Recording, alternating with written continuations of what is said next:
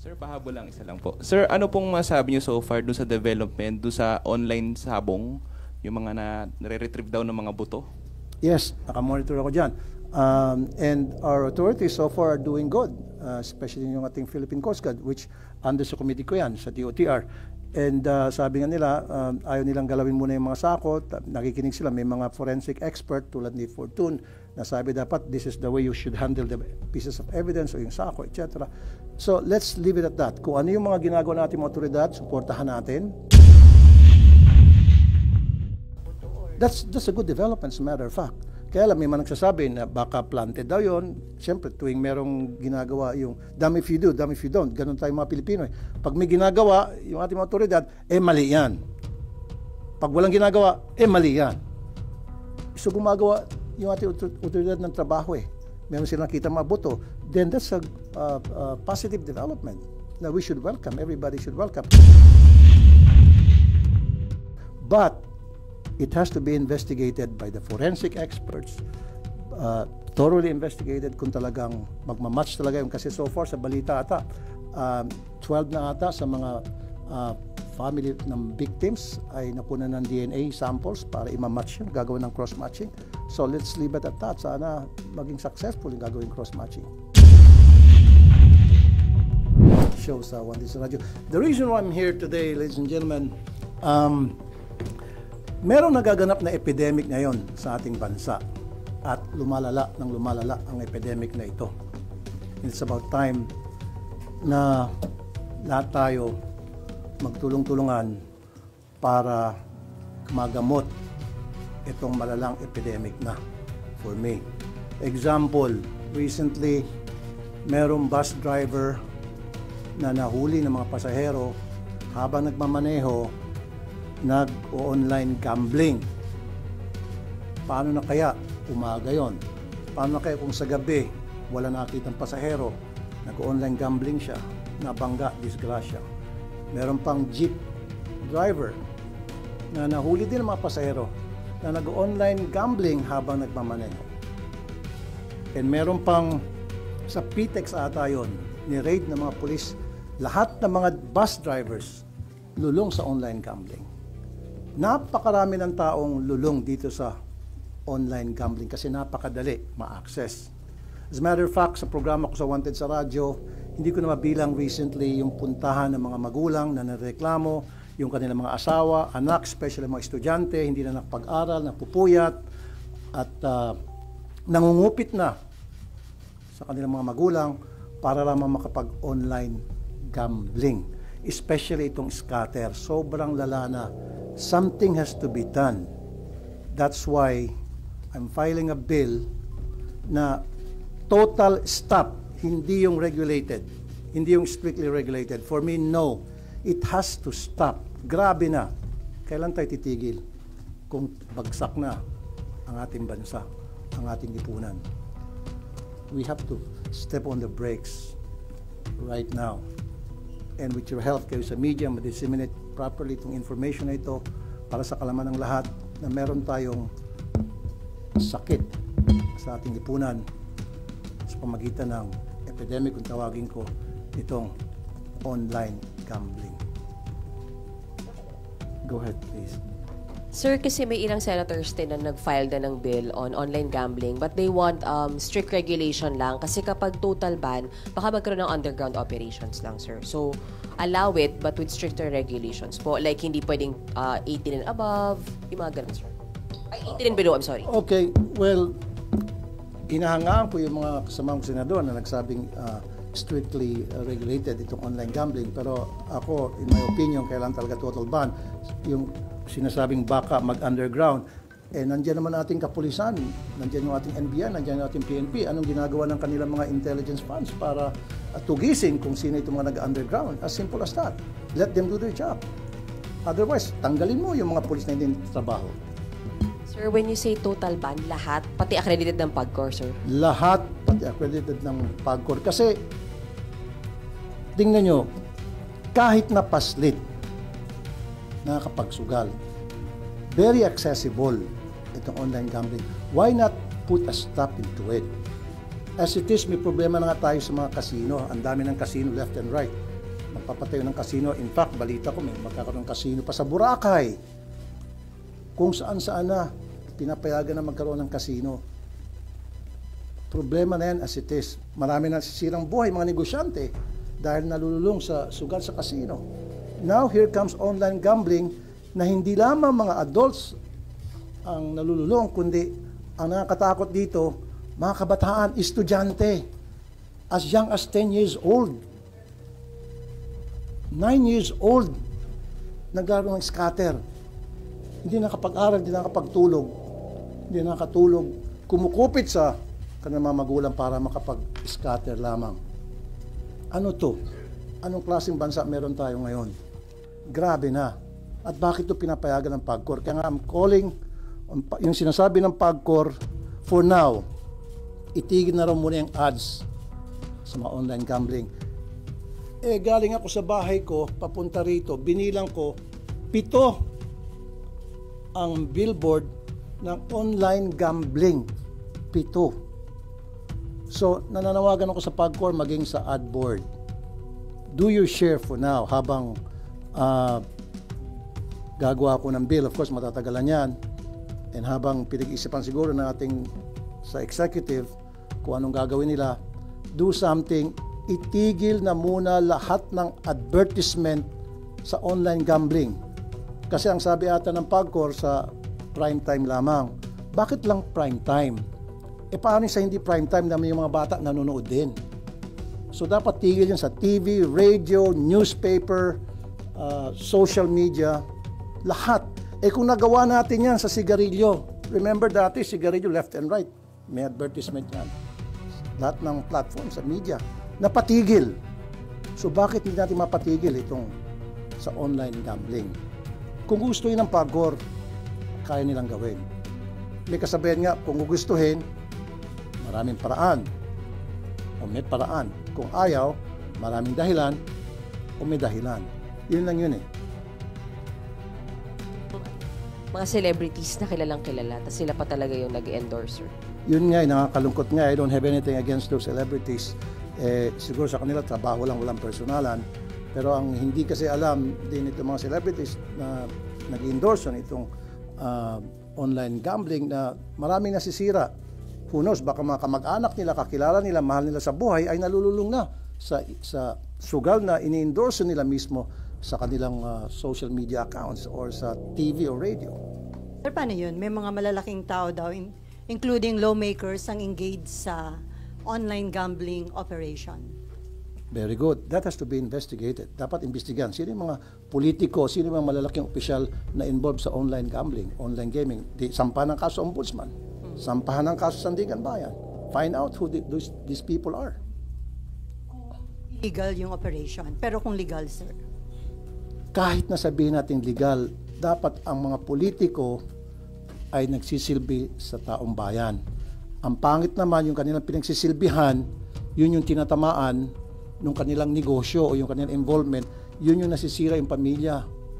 Yun yung nawawasak yung pamilya dahil nalululong sa sugal.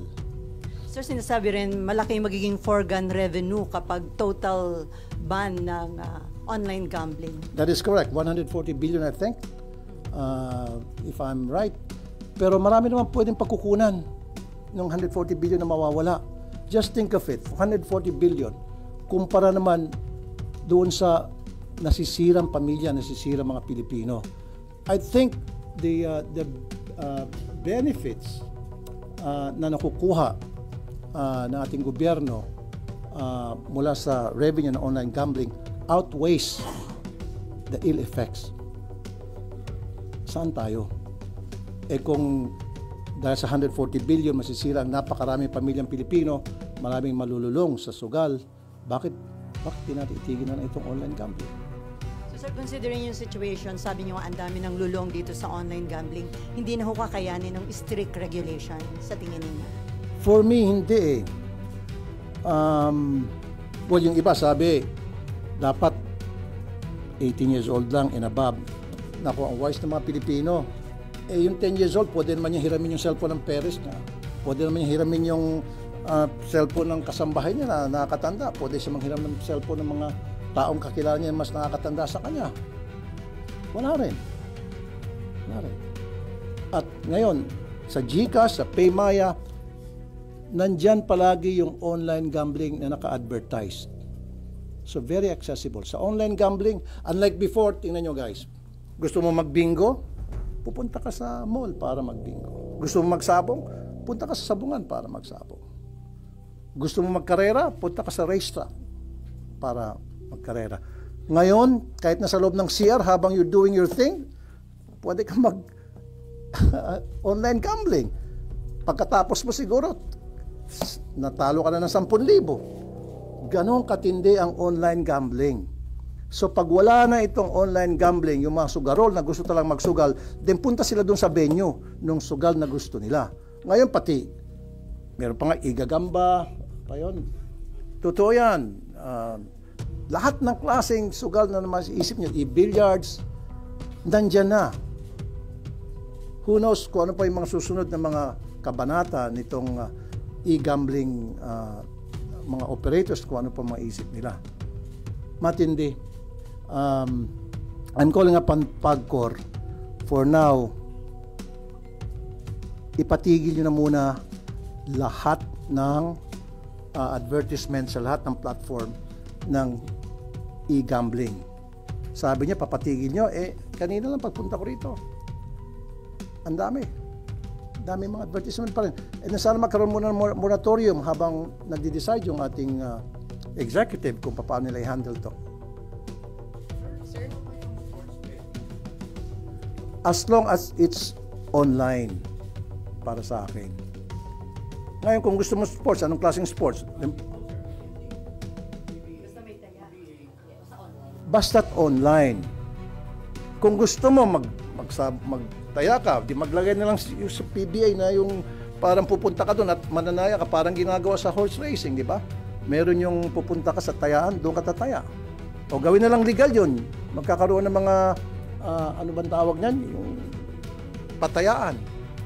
Para sa gaming, parang nangyari sa Las Vegas. Kung gusto magtaya sa basketball, punta ka sa isang casino at doon ka tataya. Pwede sa casino. Punta sila sa casino para maging deterrent yun one way or the other.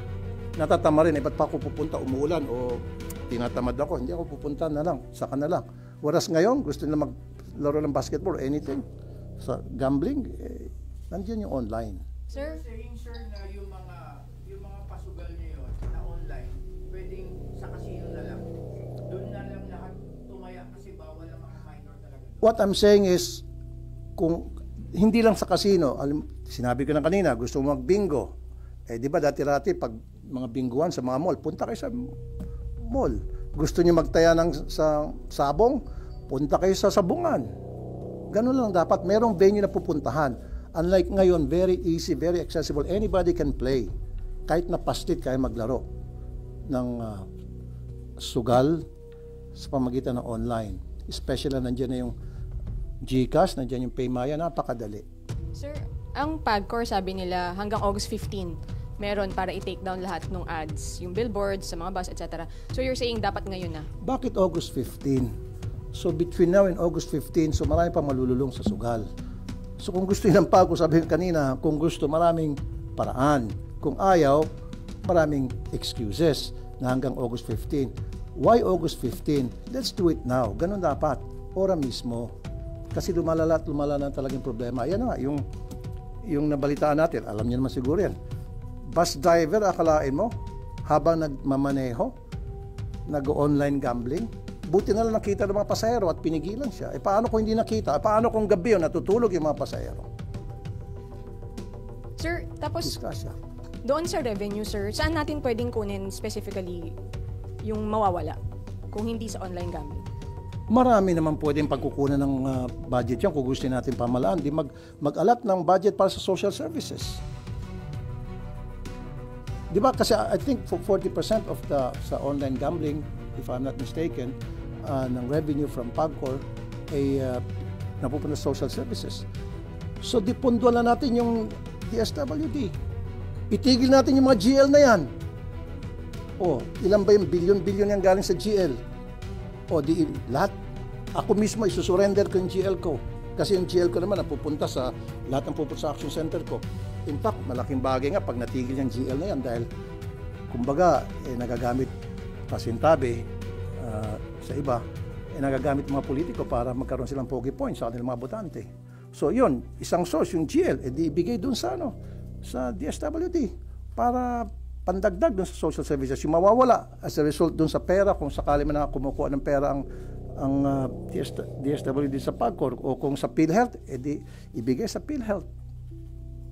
Maraming pwede tayong gawin na paraan kung gugustuhin natin. It's just a matter of political will.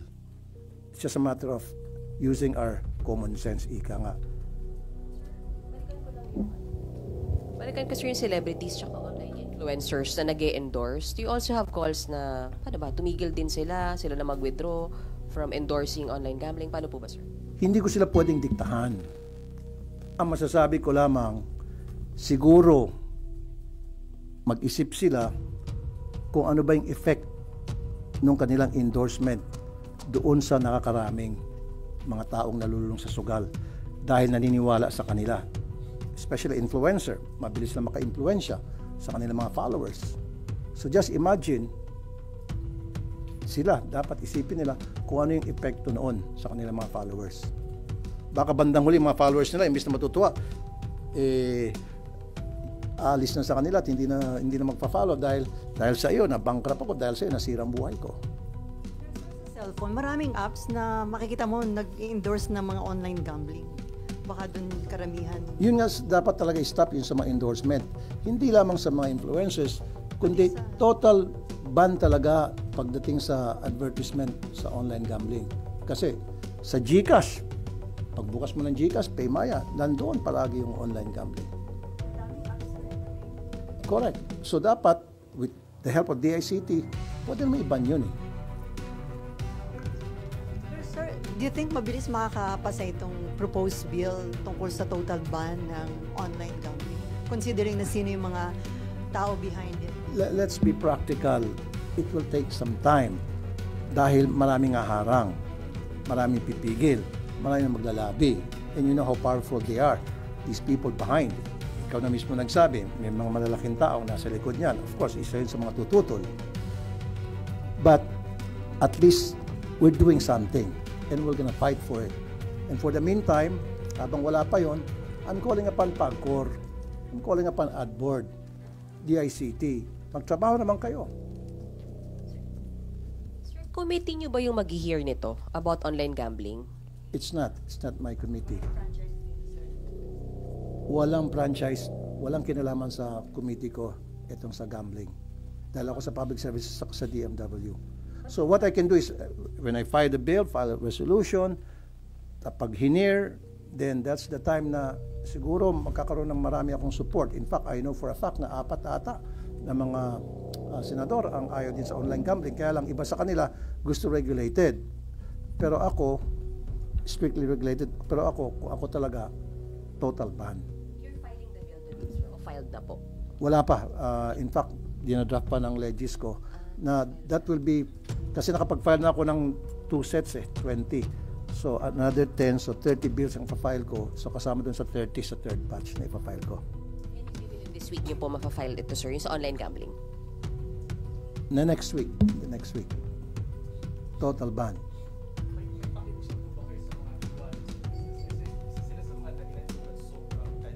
Mag-online sugal. Yung iba nakalink pa yung account nila dun sa platform ng online sugal. Kaya ang daling mag-cash in, ang daling mag-cash out. Alam mo, yung mga may-ari ng e-wallet, kahit na anong klaseng pakiusap mo, kahit na lumuhod ka, hindi ka pakikinggan yan. Kasi kumikita sila dyan, halos bread and butter nila yan eh. So ang kailangan talaga is legislation para wala silang pwedeng gawing rason. Pag may batas na, wala silang magawa. That they have to follow, otherwise may mangyari, may kalalagyan sila. Sir, other issue. Okay. May nag-raise ng hand dun sa dulo. Yes, sir. So nabanggit nyo epidemic na.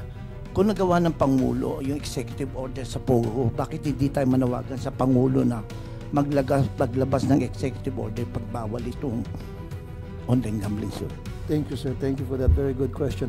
Hindi ko pwedeng diktahan no pagsabihan ng ating Pangulo dahil may separate of powers, executive siya, legislative ako. I can only wish. So, hindi naman siguro masama mangarap. So, nangangarap ako sana one day or in the next few days makarating sa ating Pangulo kung gaano kalala itong problema, and it's up to the President kung anong discarding gagawin niya, and I will respect kung ano man desisyon niya. Pero para sa akin, my stand is sana total ban pahinto na ito.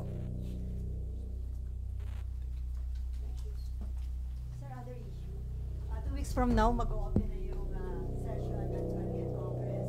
Okay. About Senate leadership, kay ba ni Senator Erwin Tulfo ay pumirma na dun sa resolution supporting SPGs? Yes, I'm for cheese. Actually, Erwin consulted me. Sabi niya, Kuya, saan ba tayo? And then I said, ako ay kay cheese. Now it's up to you. Hindi kita pwedeng titahan kung sinong gusto mo. Sabi niya then kung kay cheese ka, sige. And then sinabi ko sa kanya dahilan at nakita niya magandang reason na binigay ko sa kanya. Kaya sumang-ayon siya sa akin. Ano po yung mga reason? Well, first of all, kilala ko si Cheese. I've worked with him for 3 years. At halos parehong work ethics namin. Agresibo siya pag meron siya mga bills na gusto mapasa, especially mga tinatawag na priority bills. Pinupush niya talaga. In fact, he will even to the extent of calling my staff. Ano bang problema? Paano ba ako makatulong? And then, kuminsan siya pa mismo ang nagpapapirma para mapabilis yung proseso. Isa yun sa mga bagay na nakita ko sa kanya. That's why sabi ko, although hindi ko pa nakakatrabaho yung kabila, si Senator Soto, I don't know him, I mean as far as work ethics niya o leadership niya, because hindi ko naranasan. Unlike a cheese, naranasan ko and wala akong nakitang problema. Sabi nga nila, if it ain't broke, don't fix it. Pero nag-effort ho yung grupo ni Senator Soto na ligawan din kayo.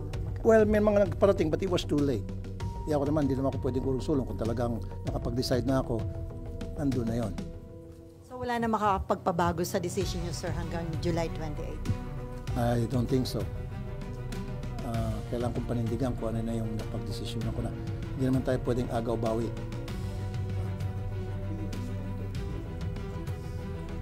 As far as I know, kasi I'm doing okay naman sa committee ko as chairman ng public services. I'm doing my rounds to make sure na safe yung mga pasahero natin sa bus, sa barko, sa aeroplano. Sa DMW naman, I've been going around different places sa iba't ibang bansa para tingnan yung sitwasyon natin mga OFWs. So, I'm doing well. Siguro naman hindi tatanggal sa akin ni Chish yung committee na yon. Madadagdagan ba, sir? I don't think so. Okay na sa akin yung dalawa para makapag-focus ako. Pag marami, baka makadistract. No, it's not. It's no longer mine. So migrant workers, Migrant workers and public services, yun yung committee ko. dati energy nga pala pinalitan siya. Wala na kayong hiningi, sir? Diba? Wala ako hiningi ni Tuldok kay Sanchez. When I told him na I'm with you, I didn't ask for anything in exchange. Distributed nila lahat, sir, yung mga That I don't know. You can ask Cheese directly, Senator Cheese directly pertaining to that. All I know is yung committee ko lang. Sabi niyo nga gusto niyo yung leadership style ni SPG. So kontento rin kayo sa pag-handle niya sa impeachment case ni BP Sara? So far, okay naman para sa akin. And what's important to me is matutuloy yung impeachment. And gustong-gusto ko matuloy yung impeachment para mabigyan natin pagkakataon si BP Sara na maisabi niya yung kanyang side. Mas maganda, di ba, ma-clear niya yung name niya sa pamagitan ng pagdidepensa niya doon sa impeachment at mapapatunayan na inosente siya as opposed to yung mababasura before na magkaroon ng hearing sa impeachment. So against din kayo na ma-dismiss agad yung impeachment case nang walang trial na mangyayari? No, against ako. Gusto ko dapat You will vote against it? gusto ko magkaroon ng trial para naman magkaroon si BP Sara ng pagkakataon madepensa niya ang sarili niya. Kasi for now, sinasabi nga niya na inosente siya. So, let her prove it na inosente siya. Mas maganda yung ma-prove niya na inosente sa pamagitan ng trial. And then, nakita ng mga senador na talaga inosente siya at kulang sa ebidensya. Di ba mas maganda yon? Sir, isa kasi sa mga inaasahang move ng defense pag reconvene ng impeachment court is really to move for dismissal. So what can we expect from you since baka mauwi sa botohan, sir, ng senator judges? Para sa akin, ayoko ma-dismiss. Gusto ko talaga magkaroon ng trial para ma-prove niya sa kanyang sarili yung kanyang sinasabing innocent siya. Give her a chance, give her the day in court. Kasi kung ma-dismiss lang, so paano na yung mga allegations against her? Maraming mga allegations di ba? O, paano yung mapuprove yun? Paano yung masasabi sa taong bayan na inosente siya, na lahat siya ay puro katang-isip lamang kung hindi tayo magkaroon ng trial? Because doon sa trial, doon yung mapuprove yung kanyang innocence. At doon yung mapuprove kung siya ay guilty. Pero Senator Bato de la Rosa, ang sabi niya, pag nag-open na yung 20th Congress, una niyang itatanong ay kung may jurisdiction ba yung 20th Congress. Dapat daw ma-establish muna. Sa tingin niyo, hindi na kailangan dahil na-acquire niyo na yung jurisdiction doon sa Meron kaso? ng jurisdiction. Hindi na dapat pag-usapan yan. Magkakaroon talaga ng hearing sa impeachment. It's just a matter of, siguro may maghihiling na matidismiss yan o ibabasura. Now, I'm not for it. Ang gusto ko magkaroon ng trial para ma-prove again for the nth time, ma-prove ni BP Sara na siya inosente, like what she been saying and her attorneys and her campo na inosente siya. So mas maganda na ma-prove niya na inosente sa pamagitan ng trial, sa resulta ng trial versus madidismiss agad-agad. So wala siyang pagkakataon na mapakita sa taong bayan na siya ay malinis at yung mga aligasyon ay gawa-gawa lamang.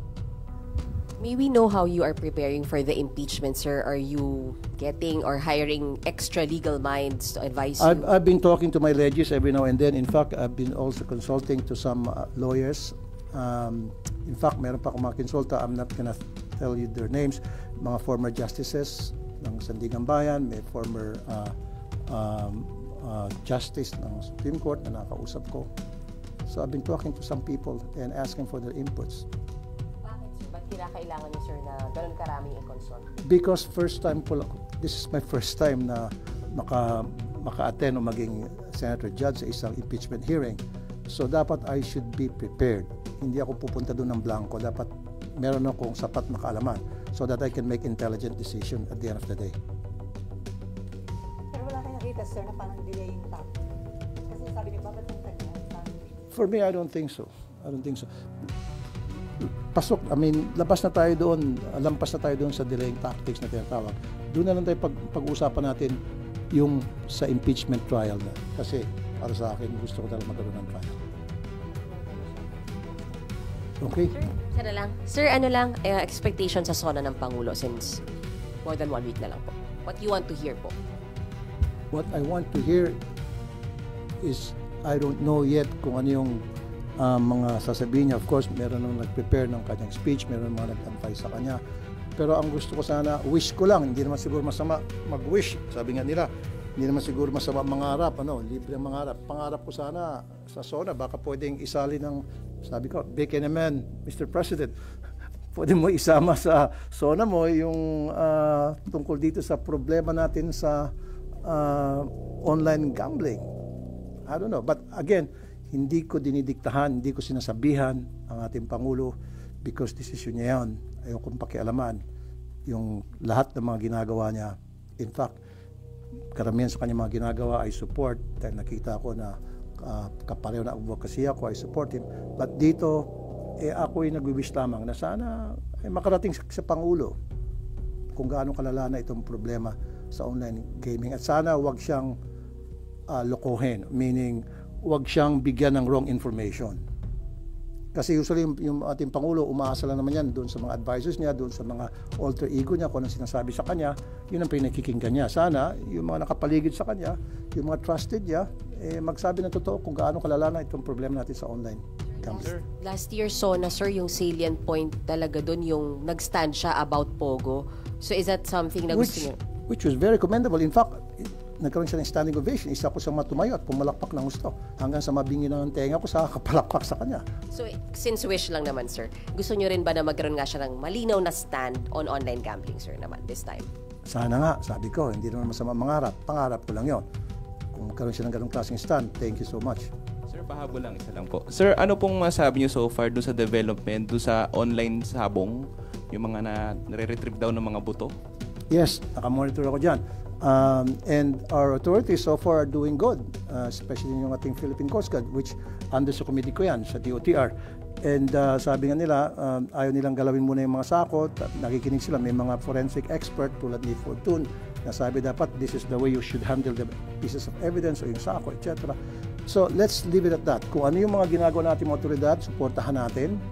Fully support ako dyan. May mga korte tayo. However, pag nakita ko yung mga pulis natin, medyo binawashi-washi yung ginagawa investigasyon, magsasalita ako. Magsasalita ako. Ano yun, nagpalakas dun sa whistleblower yung kanyang mga otoridad dahil sa nakapok ng mga That's a good development, as a matter of fact. Kaya lang, may mga nagsasabi na baka planted daw yun. Siyempre, tuwing merong ginagawa yung damn if you do, damn if you don't. Ganun tayo mga Pilipino. Pag may ginagawa, yung ating mga otoridad, mali yan. Pag walang ginagawa, mali yan. So gumagawa yung ating otoridad ng trabaho meron silang nakita mga boto, then that's a positive development na we should welcome, everybody should welcome.